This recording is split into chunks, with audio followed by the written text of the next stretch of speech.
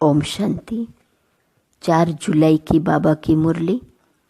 मीठे बच्चे, बहन भाई के भी भान से निकल, भाई भाई समझो तो सिविल आई बन जाएंगी।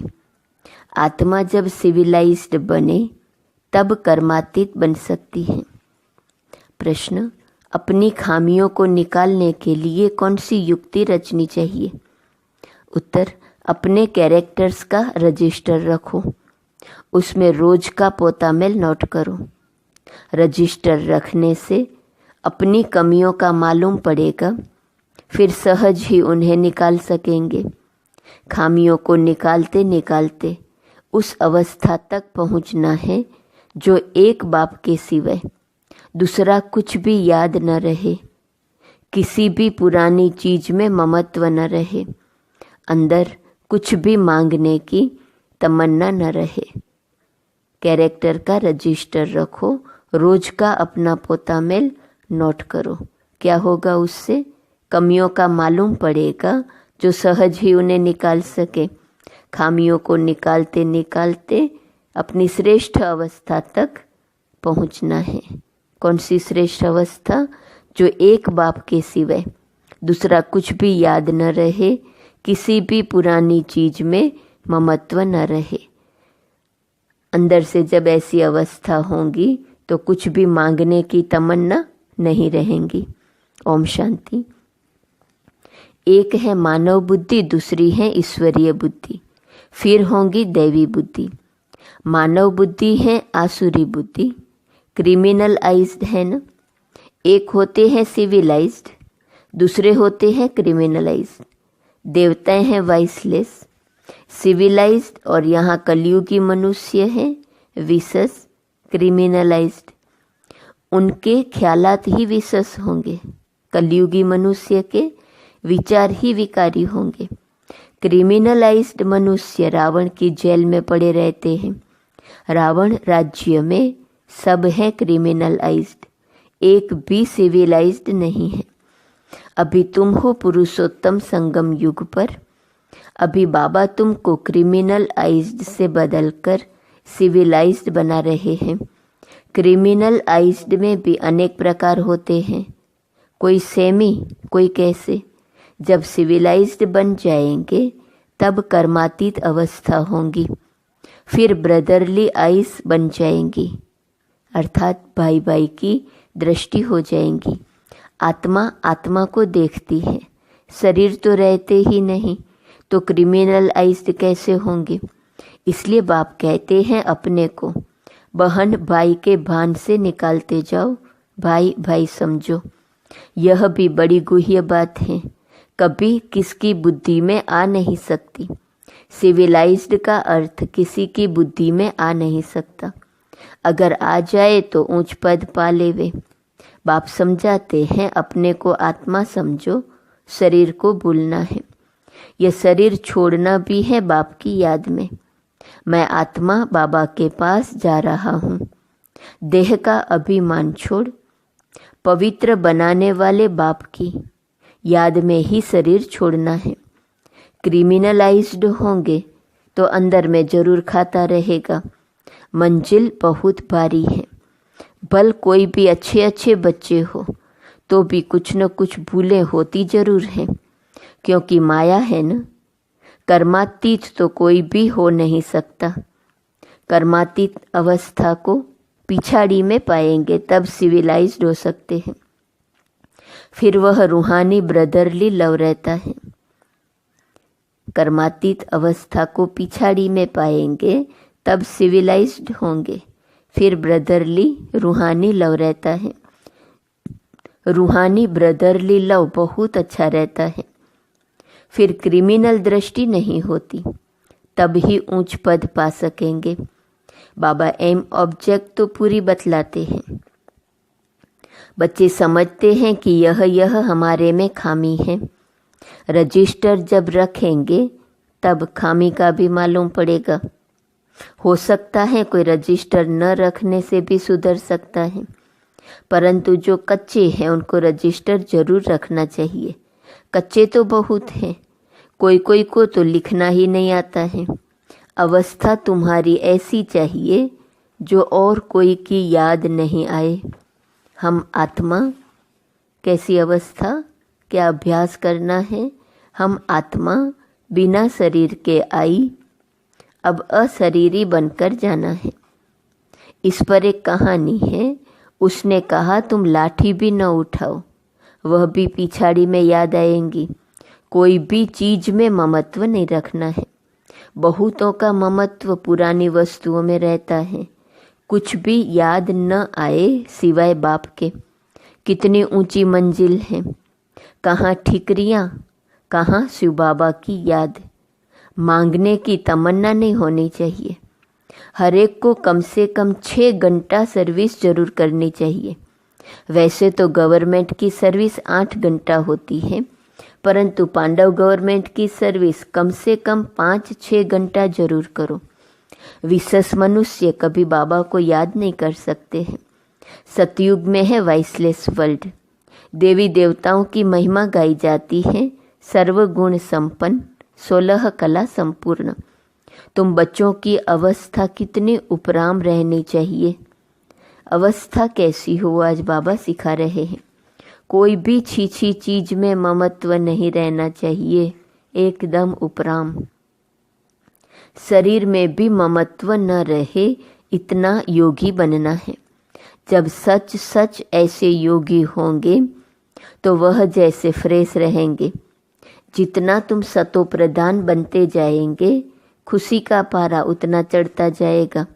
5000 वर्ष पहले भी ऐसी खुशी थी। सतयुग में भी वही खुशी होंगी। यहाँ भी खुशी रहेंगी, फिर यही खुशी साथ में ले जाएंगे। अंतमति सो गति कहा जाता है ना। अभी की मत है, फिर गति सतयुग में होंगी। यह बहुत विचार सागर मंथन करना होता है। बाबा की मत से यहाँ फिर सतयुग में गति होंगी। बाप तो है ही दुख हरता सुख करता। तुम कहते हो हम बाप के बच्चे हैं, तो किसको भी दुख नहीं देना चाहिए। सबको सुख का रास्ता बताना चाहिए। यदि सुख नहीं देते तो जरूर दुख देंगे। यह पुरुषोत्तम संगम युग है, जबकि तुम पुरुषार्थ करते हो सतो प्रधान बनने के लिए। पुरुषार्थी भी नंबरवार होते हैं। जब बच्चे अच्छी सर्विस करते हैं तो बाप उनकी महिमा करते हैं। यह फलाना बच्चा योगी है। जो सर्विसेबल बच्चे हैं वह वाइसलेस लाइफ में हैं। जिसको जरा भी ऐसे वैसे ख्यालात नहीं आते हैं, वही पिछाड़ी में कर्मातीत अवस्था को पाएंगे। तुम ब्राह्मण ही सिविलाइज्ड बन रहे हो। मनुष्य को कभी देवता नहीं कहा जा सकता है। जो क्रिमिनलाइज्ड होगा वह पाप जरूर करेगा। सतयुगी दुनिया पवित्र दुनिया है, वह है पतित दुनिया। यह अर्थ भी समझते नहीं है। सतयुगी दुनिया पवित्र, यह है पतित। जब ब्राह्मण बने तब समझे। कहते हैं ज्ञान तो बहुत अच्छा है, जब फुर्सत होंगी तब आऊँगा। बाबा समझते हैं आएगा कभी भी नहीं। यह तो बाप की इंसल्ट हुई। मनुष्य से देवता बनते हैं तो फौरन करना चाहिए ना। कल पर डालो तो माया नाक से पकड़कर गटर में डाल देंगी। कल कल करते काल खा जाएगा। शुभ कार्य में देरी नहीं करनी चाहिए। काल तो सिर पर खड़ा है। कितने मनुष्य अचानक मर पड़ते हैं। अभी बॉम्ब्स गिरे तो कितने मनुष्य मर जाएंगे। अर्थक्वेक होती है ना, तो पहले थोड़े ही पता पड़ता है। ड्रामा अनुसार नेचुरल कैलिमिटीज भी होनी है, जिसको तो कोई जान नहीं सकता। बहुत नुकसान हो जाता है। फिर गवर्नमेंट रेल का किराया आदि भी बढ़ा देती है। मनुष्यों को तो जाना ही पड़े। ख्याल करते रहते हैं कैसे आमदनी बढ़ाएं जो मनुष्य दे सके। अनाज कितना महंगा हो गया है, तो बाप बैठ समझाते हैं सिविलाइज्ड को कहेंगे पवित्र आत्मा। यह तो दुनिया ही क्रिमिनलाइज्ड है। तुम अभी सिविलाइज्ड बनते हो। मेहनत है।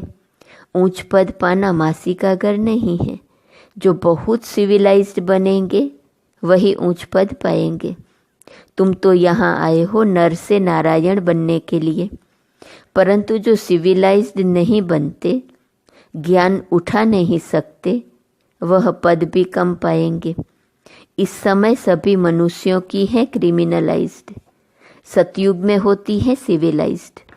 बाप समझाते हैं, मीठे बच्चे, तुम देवी देवता स्वर्ग के मालिक बनना चाहते हो तो बहुत बहुत सिविलाइज्ड बनो।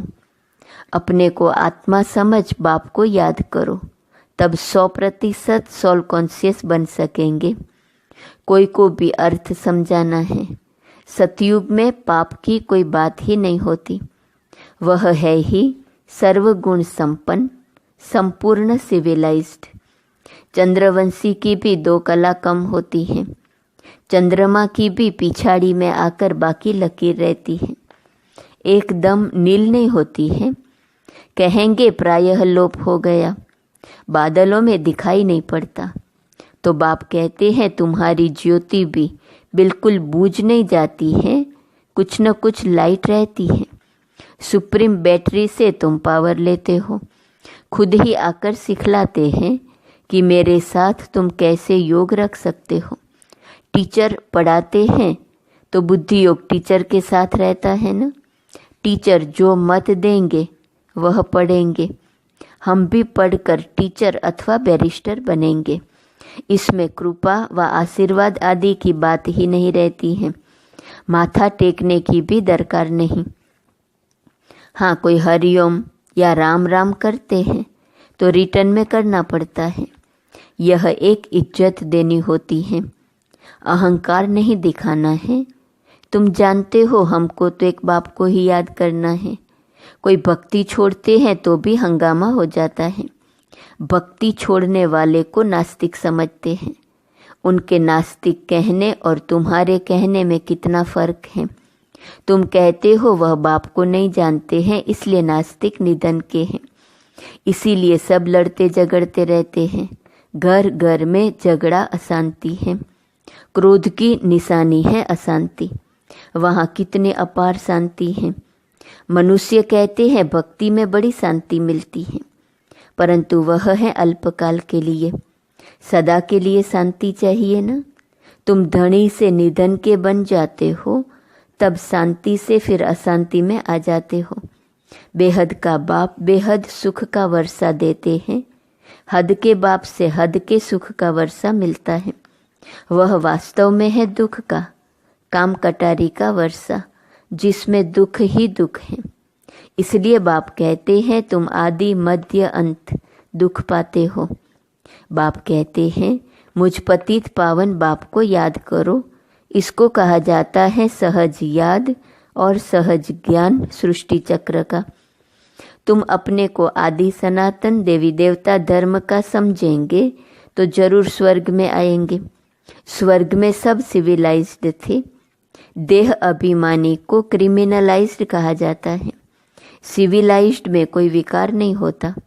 बाप कितना सहज कर समझाते हैं, परंतु बच्चों को यह भी याद नहीं रहता है, क्योंकि क्रिमिनलाइज्ड है ना, तो छीछी दुनिया ही उन्हें याद पड़ती है।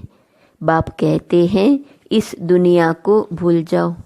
अच्छा, मीठे मीठे सिकीलदे बच्चों प्रति माता पिता बाप दादा का याद प्यार और गुड मॉर्निंग।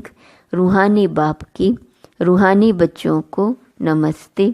रूहानी बच्चों की रूहानी बाप को नमस्ते नमस्ते नमस्ते। धारणा के लिए मुख्य सार, ऐसा योगी बनना है जो शरीर में जरा भी ममत्व न रहे, कोई भी छीछी चीज में आसक्ति न जाए, अवस्था ऐसी उपराम रहे, खुशी का पारा चढ़ा हुआ हो। दूसरी पॉइंट, काल सिर पर खड़ा है, इसलिए शुभ कार्य में देरी नहीं करनी है, कल पर नहीं छोड़ना है। वरदान, चतुर सुजान बाप से चतुराई करने के बजाय महसूसता शक्ति द्वारा सर्व पापों से मुक्त भव। कई बच्चे चतुर सुजान बाप से भी चतुराई करते हैं, अपना काम सिद्ध करने के लिए, अपना नाम अच्छा करने के लिए उस समय महसूस कर लेते हैं, लेकिन उस महसूसता में शक्ति नहीं होती, इसलिए परिवर्तन नहीं होता।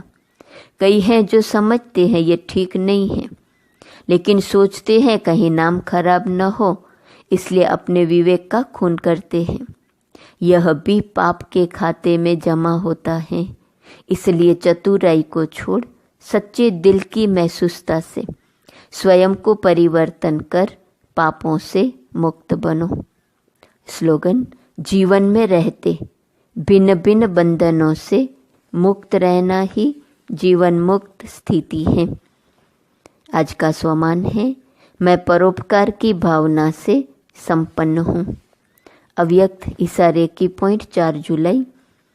संतुष्ट को संतुष्ट रखना, स्नेही को स्नेह देना, सहयोगी के साथ सहयोगी बनना, यह महावीरता नहीं है।